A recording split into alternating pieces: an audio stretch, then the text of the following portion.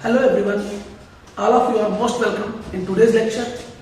Today we are going to solve topic number 2, Mathematics and Statistics, 12th Commerce, Part 2, Insurance and Annuity. And today we are going to solve miscellaneous exercise 2, problem based on miscellaneous exercise. So सबसे पहले यहाँ पर मैंने question 14 से start किया है miscellaneous का. Question number 1 से लेकर के क्वेश्चन नंबर 13 तक इंश्योरेंस पर बेस्ड है क्वेश्चंस, जो कि एक्सरसाइज 2.1 पर बेस्ड है. उसके बाद क्वेश्चन नंबर 14 से लेकर आगे तक जो भी क्वेश्चंस हैं वे एन्युटी के क्वेश्चंस हैं. तो पहले मैंने कंटिन्यूड पार्ट 14 तक मैंने डाला हुआ है एन्युटी पर based questions. Lecture part 9, 10, 11, 12, 13 and 14 में आपको पूरा एन्युटी से रिलेटेड मैंने सारे क्वेश्चन सॉल्व किए हैं. दैट्स व्हाई मैं एन्युटी से रिलेटेड क्वेश्चन नंबर 14 से सॉल्व कर रहा हूं पार्ट 15 में. So let's start.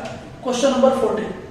Find the amount of an ordinary annuity if a payment of ₹500 is made at the end of every quarter. तो यहां पर क्या है, payment made at the end of every quarter है. तो ये क्या कौन सी एन्युटी हो जाएगी? इमीडिएट एन्युटी हो जाएगी. और यहां पे मेंशन किया भी है ऑर्डिनरी एन्युटी. ऑर्डिनरी एन्युटी का मतलब ही होता है immediate annuity. Very simple. Now for 5 years at the rate of 12% पर annum कंपाउंडेड क्वार्टरली, मतलब एवरी क्वार्टर पे पेमेंट, एवरी 3 मंथ के बाद पेमेंट हो रहा है. तो एक साल में कितना पेमेंट आएगा? 4 टाइम पेमेंट होगा. तो 5 years में कितने पेमेंट्स आएंगे? 5 4 20 टाइम्स पेमेंट करेंगे आप. तो n की वैल्यू क्या हो जाएगी? 20 हो जाएगी. ये ध्यान रखना है यहाँ पर. So let us start the solution. तो एवरी क्वार्टर के बाद कितना पेमेंट हो रहा है? 500 रुपीज का. तो सी आ गया आपका ये. इसके बाद आपका ए निकालना है हमको, है एक्यूमुलेटेड अमाउंट, मतलब ऑर्डिनरी एन्युटी की जो वैल्यू होगी वो कितना होगी 5 years के बाद, हमें ये निकालना है. नाउ आर कितना दिया हुआ है? 12% पर annum. तो R इज रिप्लेस्ड बाय 4/12. जितना भी रेट ऑफ परसेंटेज है उसको हम 4 से डिवाइड करेंगे ना. क्यों? क्योंकि एक साल में 4 बार पेमेंट करना है. एवरी क्वार्टर पर, एवरी क्वार्टर के एंड में पेमेंट करना है. दैट मीन्स एवरी 3 months के बाद पेमेंट करना है. तो पूरे साल में 4 बार पेमेंट करनी है. तो 4 से डिवाइड कर देंगे तो 4 3 12. एवरी क्वार्टर का इंटरेस्ट क्या होगा? 3% होगा. नाउ एन को रिप्लेस कैसे करेंगे? 5 into 4. क्यों? 5 years पेमेंट आप कर रहे हैं टोटल. तो 5 years में एवरी क्वार्टर में अगर हम पेमेंट कर रहे हैं तो एक साल में हम 4 बार पेमेंट करेंगे. तो 5 साल में कितनी बार पेमेंट करेंगे? मल्टीप्लाइड बाय 4 तो हो जाएगा 20 टाइम पेमेंट्स करेंगे. तो आर की वैल्यू भी हो गई और एन की वैल्यू. आर के बाद हम क्या निकालते हैं? आई की वैल्यू. R/100, 3/100. तो 0.03 हो जाएगी. सो सारी वैल्यू डिसाइड हो गई. हमें निकालना है accumulated amount. So A equals to C/I inside small bracket 1 plus I raised to n minus 1. This is the formula. Now we have to find out the value of A. Now C की value कितनी है? 500. I की value 0.03. 1 plus 0.03. N की value raised to 20 minus 1. Now A is equals to, क्या करेंगे यहाँ पर हम लोग? आफ्टर 2 पॉइंट अगर हम डेसिमल हटा रहे हैं तो ऊपर क्या करेंगे हम लोग? 2 0 बढ़ा रहे हैं. ये देखिए ढंग से अपॉन 3 हो जाएगा. Now 1.03 raise to 20 minus 1.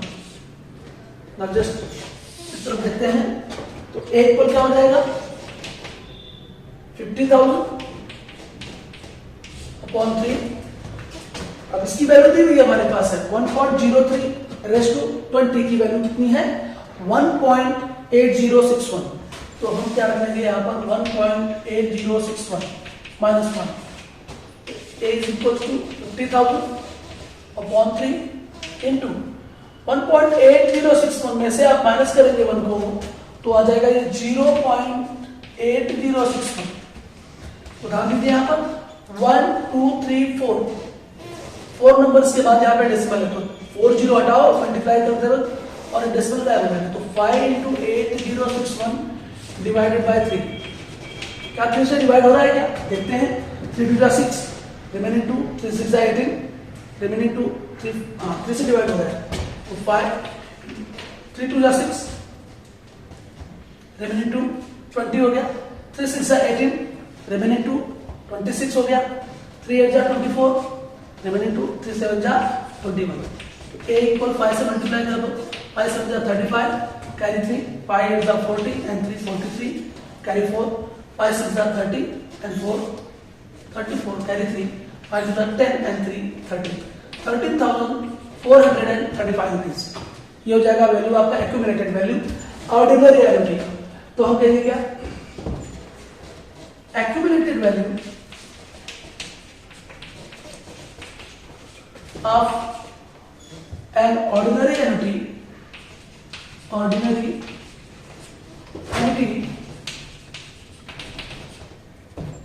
After 5 years is rupees 13,435. This is the final answer of question number 14. Now we are going to solve question number 15. So now question number 15. Find the amount a company should set aside at the end of every year if it wants to buy a machine expected to cost rupees 1 lakh at the end of 4 years. So हमें क्या दे दिया है, कह रहा है कि company कितना amount side में रखे, साइड बाय साइड कितना अमाउंट डिपॉजिट करते जाए या जमा करे कि 4 साल के बाद अगर उसे एक मशीनरी खरीदनी हो जिसकी एक्सपेक्टेड कॉस्ट 1 लाख रुपीज हो, यानी कि कंपनी को 4 साल के बाद 1 लाख रुपए की एक मशीनरी परचेस करनी है, तो कंपनी ने कितना अमाउंट शुड सेट असाइड, कितना amount every year eight the end of every year बोला है, कितना अमाउंट साइड रखे कि 4 साल बाद उसे 1 लाख रुपया मिल जाए, लेकिन उस पर रेट ऑफ इंटरेस्ट मिलेगा कंपनी को 5%, यानी कि कंपनी इन्वेस्टमेंट करेगी एक प्रकार से और उसे कंपनी को क्या मिलेगा 5% का इन्वेस्टमेंट मिलेगा, रेट ऑफ इंटरेस्ट मिलेगा, यानी इन्वेस्टमेंट पर इंटरेस्ट मिलेगा। तो इन्वेस्टमेंट पर कंपनी को जब इंटरेस्ट मिलेगा तो कितना अमाउंट एवरी ईयर के एंड में कंपनी सेट असाइड करे कि उसे 4 साल के बाद 1 लाख रुपया उसके पास हो जाए। तो बहुत सिंपल क्वेश्चन है, यहाँ पर इसका सोल्यूशन देखिए ध्यान से। आपको यहाँ पर एक ही एक्यूमुलेटेड वैल्यू दी हुई है, आफ्टर 4 ईयर 1 लाख चाहिए कंपनी को, हमें सी की वैल्यू निकालनी है कि एवरी ईयर के एंड में कितना पेमेंट करेंगे, इमीडिएट एंड इमीडिएट। हमें रेट ऑफ इंटरेस्ट कितना दिया हुआ है, आर इक्वल 5% पर आई इक्वल क्या हो जाएगा R upon 100, that is 5 upon 100, तो 0.05। इसके बाद आपको दिया है एन इक्वल 4 एवरी ईयर के एंड में पेमेंट करना है, तो नंबर ऑफ पेमेंट्स कितने होंगे 4 होंगे। So now formula A equals to C upon I 1 plus I raised to n in small bracket on the side bracket. So accumulated value कितनी दी है 1 लाख रुपीज। हमें C की वैल्यू फाइंड आउट करनी है, I is equals to 0.05, 1 plus I की value 0.05 rest to n की value 4 minus 1। और एक चीज सिंपल, n की वैल्यू यहां से भी डिसाइड हो जाती है। इसके बाद 1 लाख ये अपॉन में मल्टीप्लाई करेगा 0.05 is equals to C 1.05 raise to 4 minus 1। दो अंकों के बाद जो डेसिमल है वो निकल जाएगा पॉइंट के बाद, और 0 खत्म हो जाएगा, तो ये हो जाएगा 1000 इंटू 5 सी 1.05 रेज टू 4 की वैल्यू क्या दिया है 1.2155 0625 माइनस 1। ये हो जाएगा 5000 इज इक्वल टू सी, इसमें से 1 माइनस करेंगे इंटू 0.2155 0625। भाई इसको डिवाइड करने में बहुत टाइम जाएगा, इसलिए मैंने डिवाइड कर लिया है। तो 5000 विच इज डिवाइडेड बाय ये आ जाएगा into upon 0.2155 0625 is equal to C. अभी हम इसको डिवाइड करेंगे तो हमारा आंसर आएगा क्या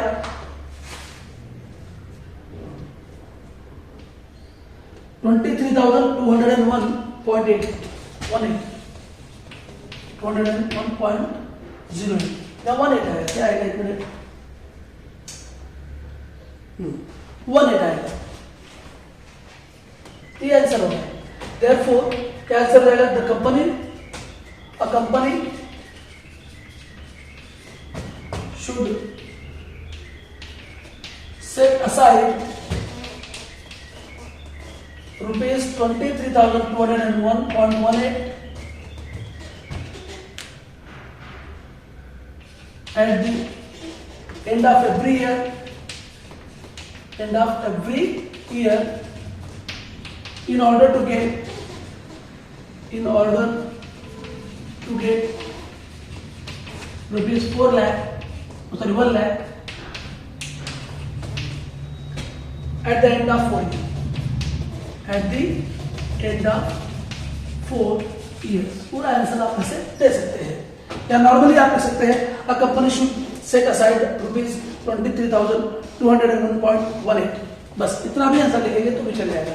eight the end of every year तक यहां तक आंसर लिखेंगे तो भी चलेगा। So this one question number 15। Now we are going to solve question number 16। Now question number 16।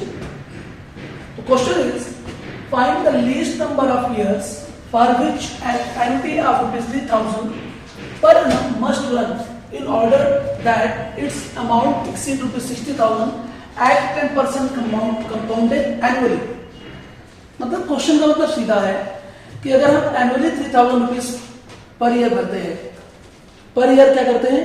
Invest करते हैं या डिपॉजिट करते हैं या पेमेंट करते हैं, तो 60,000 रुपीज से ज्यादा होने के लिए 10% रेट ऑफ इंटरेस्ट से आपको रेट ऑफ इंटरेस्ट कितना मिल रहा है इन्वेस्टमेंट पर? 10%। और 3,000 रुपीज आप क्या कर रहे हैं? पर annum पे कर रहे हैं। पेमेंट आपका 3,000 रुपीज पर annum है और 10% उस पर इंटरेस्ट भी है, तो 60,000 से ज्यादा होने के लिए कंपाउंडेड एनुअली जो है उसके लिए आपको कितने वर्षों तक फॉर विच एनुअलिटी आपको 3,000 आपको पे करना पड़ेगा? कितने वर्षों तक पे करना पड़ेगा? अब आपको सी की वैल्यू दी हुई है ₹3,000। इसके बाद आपको एक्यूमुलेटेड वैल्यू भी दी हुई है, एक की वैल्यू 60,000, फ्यूचर वैल्यू भी दी हुई है। 60,000 से ज्यादा होना चाहिए ना, ध्यान रखना, थोड़ा सा अलग क्वेश्चन है। इसके बाद आपको rate of interest R is given 10% per annum, that is I equal क्या हो जाएगा? R upon 100। सो आर की वैल्यू कितनी है? 10 अपॉन 100। सॉल्व कर देंगे 0.1 आएगा।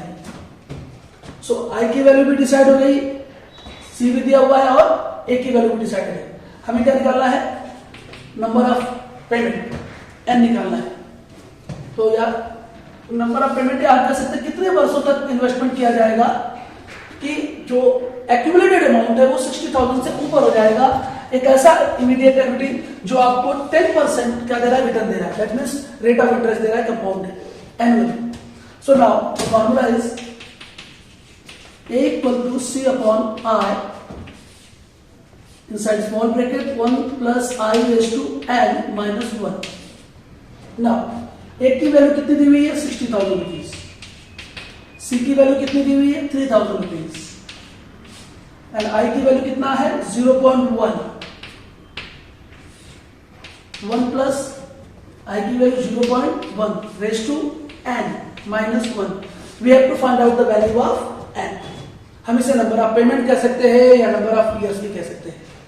जितना eight the end of every year कितना पेमेंट कर रहा है वो तो दिया हुआ है 3,000 रुपीज। तो इमीडिएट एनुटी है, जब eight the end of every year payment हो तो इमीडिएट एनुटी होती है। नाउ 60,000 तो एक पॉइंट के बाद डेसिमल हटा देते हैं, ऊपर एक जीरो बढ़ा देते हैं, 30,000। 1 की वैल्यू खत्म हो जाएगी, लिख देते हैं। चलो 1 प्लस स्क्वायर करेंगे तो 1.1 raised to n minus 1। Now 60,000 divided by हो जाएगा ये 30,000 is equal to 1.1 raised to n minus 1। तो डिवाइड कर देंगे तो 2 आ जाएगा। 1.1 raised to n minus 1 transfer कर दो, प्लस हो जाएगा 1। तो 1.1 raised to n इक्वल क्या हो जाएगा? 3। नाउ यहां पर देखिए जो गिवन है वो देखिए, सबसे मेन इंपॉर्टेंट ये इंफॉर्मेशन है। अभी जो 1.1:11 की वैल्यू कितनी दी हुई है, but given 1.1:11 is equals to 2.8531 and 1.1:12 की वैल्यू क्या दी हुई है, 3.1384। इसका मतलब इससे कंपेयर करो कि जो n की वैल्यू होगी वो 11 और 12 के बीच में होगी। देखो यहाँ पर 3 जो दिया है, 1.1:n की वैल्यू 3 अगर है तो ये क्या होगा, इसकी जो वैल्यूज है, ये जो 3 कहां पे आएगा, इस दोनों की वैल्यूज में के बीच में आएगा, इन बिटवीन 2.18531 एंड 3.1384 के बीच में आएगा ना 3। तो इसका मतलब क्या होगा, it is given that the value of n will be in between 11 and 12 years, 11 and 12 years। तो इसका मतलब हमारा आंसर क्या हो जाएगा, यहाँ पे देखो कंपेयर करो तो n की जो वैल्यू है 11 और 12 ईयर के बीच में होगी। यहाँ पे नंबर ऑफ ईयर होता है, तो वैसे भी पेमेंट एनुअली करना है तो ये नंबर ऑफ ईयर्स ही होंगे। क्वार्टरली पेमेंट तो बोला नहीं है, हाफ ईयरली पेमेंट बोला नहीं है, मंथली पेमेंट बोला नहीं है, तो ये एनुअल पेमेंट होगा। नाउ देयरफॉर आंसर यहाँ पे डिसाइड हो जाएगा, क्या हो जाएगा, the least number of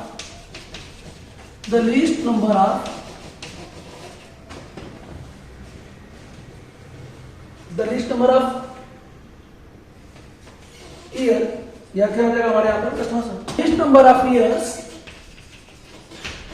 for which, यहां पे आंसर देखो, the least number of years for which an annuity of 3,000 per annum must run for 12 year हो जाएगा, मस्ट रन फॉर 12 ईयर से आंसर हो जाएगा। तो हमारा आंसर जो होगा मेरे को 12 ईयर आएगा। तो पूरा यहाँ पे जगह नहीं, इसलिए मैं ऐसे आंसर बताते रहा हूँ। इसका आंसर क्या होगा, the least number of years for which an annuity of 3,000 per annum must run for 12 years होगा answer. So this is question number 16। So हमने इसमें क्या देखा, question number 14, 15 and 16। Now in next episode, in lecture number 16, we are going to solve question number 17, 18 and 19. Till then, जिन लोगों ने channel को subscribe नहीं किया है, वे लोग प्लीज चैनल को सब्सक्राइब कर लें। आपका शेयर, वीडियोस को आप शेयर करें, कमेंट करें और लाइक बटन आप दबाते रहें ताकि हमें रिवार्ड मिलता रहे। आपका बहुत बहुत धन्यवाद।